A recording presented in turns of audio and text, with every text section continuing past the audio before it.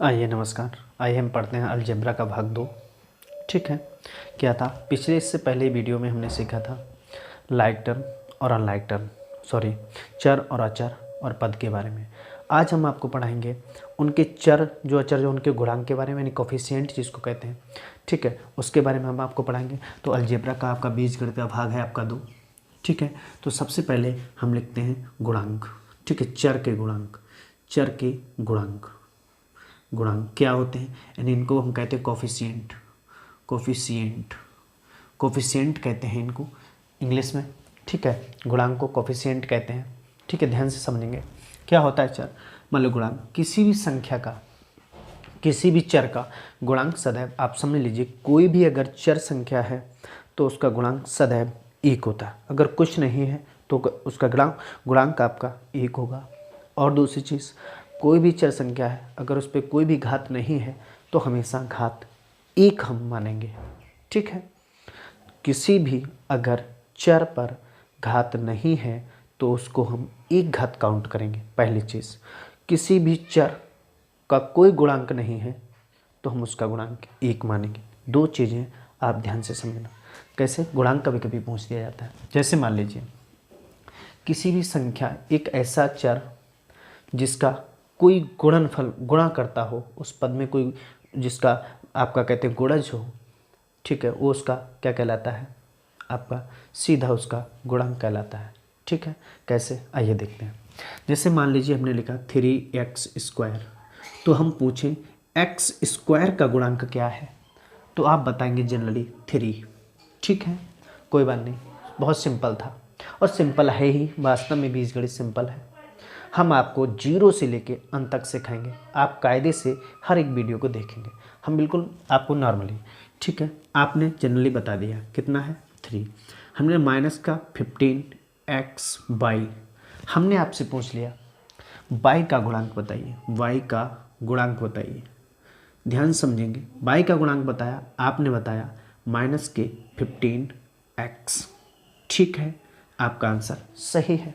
चलो देखते हैं जब ये गुणांक, अब हमने आपको दिखा आगे, जब हमने बताया चलो ये चीज़ें हैं। अच्छा, गुणांक छांटते कैसे हैं, तो इसमें सिर्फ 2 लाइन है। एक लाइन है, सबसे पहले सर्वप्रथम जिस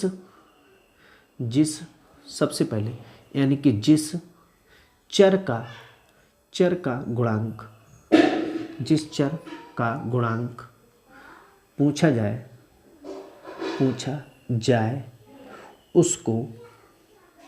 उसको पद से हटा दे।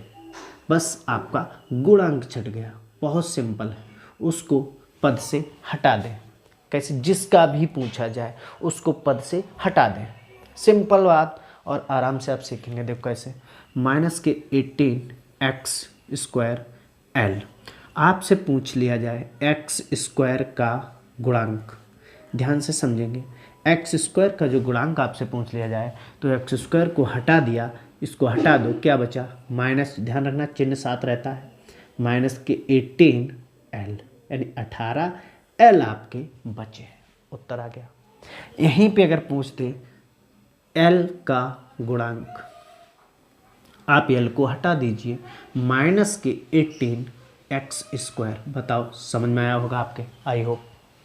अगर यहीं पे पूछते माइनस x का गुणांक, इन्हीं के सवाल हैं, नंबर पहला और दूसरा और तीसरा, इसी में समझिए। -x का गुणांक, आप x को हटाएंगे, ध्यान समझेंगे, यहाँ पे x² है तो आप x² है, क्योंकि x इंटू x तब होता है x², तो आप 1 घात को हटा दी, क्योंकि हमने अभी आपको इससे पहले बताया कि किसी भी चर पर घात होती है 1, तो 2 घात हैं, हम 1 घात को हटा देंगे तो क्या बचा, माइनस चिन्ह भी हट, देखो माइनस भी हटा क्योंकि माइनस हमने पूछा है। जो पूछा जाए उसको पद से हटा दीजिए। सिंपल गुणांक, किसी का भी कभी पूछ ले। ठीक है, तो आपका 18 बचा और x और क्या बचा l। आपको समझ में आया होगा। फिर से आप एक बार समझिए, हम दूसरे एग्जाम्पल को लेते हैं। ठीक है, दूसरे एग्जाम्पल्स को हम आपके सामने पेश करते हैं और आपको समझ में आएगा। ठीक है, देखो जनरली आप सीखते चलिए, बिल्कुल हम आपको शुरुआत से बीजगणित का, ठीक है, हर मेथड आपको समझाएंगे और आई होप आपके अच्छी और भली प्रकार से समझ आएगा अगर आप हमारे वीडियो कंटिन्यूसली देखते हैं। तो 100% श्योर है कि मैथमेटिक्स में अलजेब्रा आपसे हटेगा नहीं। ठीक है, तो देखिए ध्यान से आप समझिए क्या हो। देखो सबसे सिंपल चीज़ें हैं, आपको ज़्यादा दिक्कत होती है x/L/M/Z के मान निकालने में। ठीक है, तो आप कायदे से पढ़ते चलिए और बीजगणित जो है हम आपको नीचे से लेकर ऊपर तक सिखाते चलेंगे।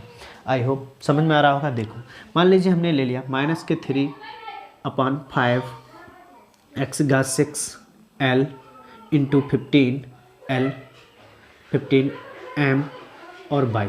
ध्यान से समझना एक चीज़, ऐसे प्रश्न को लिख देगा और पूछ लेगा इसमें x⁻3 का गुणांक बताइए। पहला सवाल इधर लिख दे रहे हैं हम आपको, पहला x⁻3 का गुणांक। पहला सवाल ध्यान समझना, पूछ लेगा 3/5 का गुणांक। फिर पूछेगा नंबर 2, नंबर 3 आपसे पूछेगा L का गुणांक। ध्यान समझना एक चीज़, x³ का गुणांक। तो देखो अगर मल्टीपल में है तो यहाँ से काट सकते हैं, अगर आप काटना चाहें 3×5 = 15। ठीक, तो 5×3 = 15 हो गया। तो देखो या फिर आप ऐसे भी लिख लें, यहाँ पे गुणा कर लेंगे। x³ का गुणांक देखो 6 है, x की 3 घात घटा दो, क्या बचा? तो माइनस के पहले -3/5 x⁻3 और आपका बचा इंटू 15 M और बाई। हमने आपसे बताया जिसको पूछा जाए उसको हटा दीजिए। ठीक है, या उसका उस पद में भाग दे दीजिए। सिंपल सी बात, आप चाहें इसे समझ लें, या तो उसको हटा दीजिए क्योंकि काटना है उसको, या तो आप उस पद का उसमें भाग दे दीजिए। ठीक है, सिंपल, आपको समझ में आया होगा। ठीक है, तो हमने इसमें भाग दे दिया, इसको हटा दिया। तो आप चाहे तो 15×3 = 45, या इसको काट सकते 5×3 = 15, तो 3×3 = 9 बराबर -9 x³ M और बाई। ये आपका आ गया आंसर। ठीक है, दोबारा समझिए 3/5 का, तो 3/5 हटा दीजिए, लेकिन ध्यान रखना माइनस चिन्ह आपके साथ है। -x⁻6 L into 15 M by, गुणा करिए, क्योंकि हमने अभी आपको बताया इससे पहले किसी भी चर का अगर गुणांक नहीं है तो उसका 1 माना जाता है। तो हम यहाँ पे 1 रख लें तो 15×1 = 15, माइनस का चिन्ह पहले है तो 15×1 = 15, x⁻6 L M और बाई। ठीक है, आगे देखिए L का गुणांक पूछ रहा है, तो L को आप हटा दीजिए, तो -3/5 x⁻6 इंटू 15 M और बाई। 5 से काट दिए, 5×3 = 15, तो 3×3 = 9। ध्यान रखना, अब आप सोचेंगे 6 में क्यों नहीं गुणा किया, क्योंकि ये घात है, ये घात है, आधार नहीं है। तो 3×3 = 9, तो बराबर -9 x⁻6 M और बाई। ठीक है, तो आपको समझ में आया होगा। ठीक है, घातांक आपको गुणांक निकालना। ठीक है, तो आइए देखते हैं। ठीक है, हमने सीखा आपको गुणांक निकालना। अब हम आपको बताते हैं छोटी सी एक इन्फॉर्मेशन। क्या है, देखिए अब हम सीखेंगे बीजगणित का वास्तविक रूप क्या है। ठीक है, यहाँ से हम शुरुआत करते हैं। आपको सबसे पहले लिखते हैं हम आपको लाइक टर्म। ठीक है, अब हेडिंग चेंज करते हैं, यहाँ पे डालेंगे like term, LIK, like term. Like term को हिंदी में कहते हैं सजातीय पद। सजातीय पद क्या है लाइक टर्म? देखिए सजातीय पद। ठीक है, ऐसे पद, पहले समझिए, ऐसे पद जिनके चर तथा चर की घात समान हो, ऐसे पद जिनके चर तथा चर की घात समान हो सजातीय पद कहलाते हैं।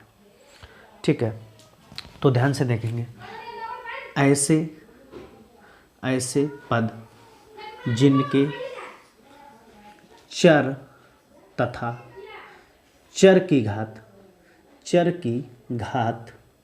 समान हो।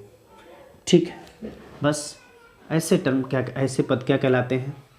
आपके कहलाते हैं लाइक टर्म, यानी चर घात समान हो, सजातीय पद कहलाते हैं। सजातीय पद कहलाते हैं। ध्यान से समझिए, कुछ नहीं है। जैसे मान लीजिए 3x⁻6, 4x⁻6, आप लिख दें -3/5 x⁻6, 6 माइनस 6 एक्स घात 6 कॉमा 2 सही 1/2 एक्स घात 6 कुछ भी हो, केवल चर और चर की घात समान हो। जैसे मान लीजिए एक एग्जांपल ये, दूसरा ये ले ले, दूसरा 3l² m कॉमा माइनस के 4l² m कॉमा माइनस के 5m l² कॉमा माइनस के 3/5 m l²। ध्यान से समझेंगे, ये सारे पर सजाती, ये सारे पर सजाती क्या है, देखो चर और चर की घात समान हो, चर और चर की घात समान हो, इधर उधर कोई मतलब नहीं। जैसे हमने लिखा है l² m l², ध्यान रखना m² नहीं लिख सकते, ठीक है, l² m को m l² लिख सकते हैं, ध्यान समझना, लेकिन घात इस पे नहीं चढ़ा सकते। अगर हम इसी को लिखना चाहें m² l, ये गलत है क्योंकि ये चर नहीं होगा, ठीक है। आई होप आपके जो चर समझ में, फिर से आप समझिए, हम एक बार फिर आपको बता रहे हैं कि कोई भी ऐसे नंबर हैं, ठीक है, कोई भी ऐसे पद हैं जिनके चर तथा चर की घात समान हो, आप सजातीय पद कह सकते हैं। चर तथा चर की घात समान हो, क्या होना चाहिए, चर तथा चर की घात समान हो। देखो जैसे मान लें माइनस के 8x² l y और हम लिख दें 3yl x²। ध्यान समझो, y और y बिल्कुल मिल रहे हैं, ध्यान समझो। चर कैसे छाटना, देखो इंपॉर्टेंट यही चीज़ें हैं। अगर आपको नहीं पता है कि सजातीय पद कौन से हैं, विजातीय कौन से हैं, तो आप कभी भी जोड़ घटाना नहीं कर सकते, ठीक है। देखो y तो इधर भी y, इधर भी l, इधर भी l, x घात 2 x घात 2, हमें अंकों से कोई मतलब नहीं, चिन्हों से कोई मतलब नहीं, ठीक है। नंबर 2, अगर हम सजातीय पदों को छाटना तो ये सजातीय पद कहलाता है। अभी हम छाटना आपको बताएंगे, सिर्फ अभी डेफिनेशन हम आपको बता रहे हैं, ठीक है। अब हम देखते हैं, ये तो हो गया सजातीय पद। अब हम यहाँ पे देखेंगे अनलाइक टर्म, क्या लिखेंगे, अनलाइक टर्म। अब हम देखेंगे अनलाइक टर्म, यानी कि जो आपके हैं विजातीय पद, क्या कहलाएंगे, विजातीय, ऐसे पद जिनके चर तथा चर की घातें भिन्न भिन्न हों, घातें भिन्न भिन्न हों, यानी भिन्न भिन्न हों, क्या कहलाएंगे, आपके विजातीय पद कहलाएंगे। क्या कहलाएंगे, विजातीय पद कहलाते हैं। जैसे example 3x³ minus 4y³ comma minus 3x³ l³ comma minus के 8/3 आपका yx, ठीक है। यानी जो भी आपके, यानी कि चर और चर की घात जब अलग अलग हो जाते हैं तो वो ऐसे पद आपके विजातीय पद कहलाते हैं, यानी इन्हीं को हम अनलाइक टर्म कहते हैं। देखो बीजगणित का एक रिस्पॉन्स यहीं से शुरुआत होता है कि हम पदों को जोड़ेंगे कैसे और पदों को घटाएंगे कैसे। सिंपली है, अगर आपको सजातीय और विजातीय पद आपको बिल्कुल आसानी से आते हैं तो हम उसको अच्छे ढंग से उनको कैरी कर सकते हैं। तो इससे क्या होता है, जो बीजगणित का जो रेस्ट पार्ट है उसमें हमें बिल्कुल आसानी मिलती है और बिल्कुल सिंपल वे से हम क्वेश्चन को जोड़ घटा लेते हैं, ठीक है। बस यही जोड़ घटाना आ जाए आपको, गुणा भाग सिंपली है बहुत, तो इनमें थोड़ा आपको प्रॉब्लम होती है क्योंकि जब हमें सजातीय पद नहीं आते हैं तो हम बीजगणितीय जोड़ घटाना नहीं कर सकते और इसीलिए बीजगणित टफ लगता है लोगों को। देखो कैसे सरल बनाते हैं, आप बने रहिए, कंटिन्यूसली आप देखते रहिए। बस अगर आपको वीडियो चाहिए तो चैनल को सब्सक्राइब करें, ठीक है, बेल आइकन को प्रेस करें। जिससे क्या फ़ायदा होगा, जिससे आपको फ़ायदा होगा ये, और हमें नुकसान कुछ नहीं होगा, आपको हमको भी फ़ायदा होगा। इससे आपको फ़ायदा ये होगा कि मेरी जो वीडियोज़ हैं वो आपको नेक्स्ट मिलती रहेंगी, ठीक है। तो आइए देखते हैं सजातीय पद और विजातीय पद, यानी कि सजातीय पद और विजातीय पदों को छांटना है, वो हम नेक्स्ट वीडियो में बड़ा आसानी से आपको समझाएंगे, क्योंकि सजातीय पदों को छांटेंगे कैसे, विजातीय पदों को छांटेंगे कैसे। देखो एक छोटा शॉर्ट वीडियो बनाते हैं, इससे क्या होता है, आपको बोरिंग नहीं होती है और आप आराम से वीडियो को धीरे धीरे करके आप आगे बढ़ाते चलें। और हम वादा करते हैं आपको कि बीजगणित आपको 100% श्योर आएगा, ये पक्का है। आप बने रहिए कंटिन्यूसली, ठीक है। तो आइए, हमने आज देखा तो बीजगणित के सजातीय पद क्या होते हैं। देखो जिनके चर समान हो और चर की घात समान हो, चाहे वो चर कोई से हो, ठीक है। अचर, अब अचर संख्याओं से कोई मतलब नहीं है, मतलब वो नंबर कोई भी, चाहे 1000x हो, चाहे 2000x हो, चाहे 3000x हो, चाहे -3x हो, -4x हो, माइनस प्लस से कोई मतलब नहीं, संख्याओं से कोई मतलब नहीं, केवल चर और चर की घात, यानी कि जितने आपके ABCD के अक्षर, ऐसे कह लो, ए से लेके Z तक के जितने भी अक्षर हैं, वो अगर आपके मिलते हैं बिल्कुल दोनों पदों में और उनकी घातें मिल रही हैं तो भी दोनों सजातीय पद कहलाएंगे। भिन्न हो चाहे कुछ भी, उससे मतलब नहीं, ना चिन्ह आप देखेंगे ना फ्रैक्शन देखेंगे, ठीक है, ना आपको डेसिमल देखना है, बिल्कुल। तो इसी प्रकार आप, ठीक है, धन्यवाद।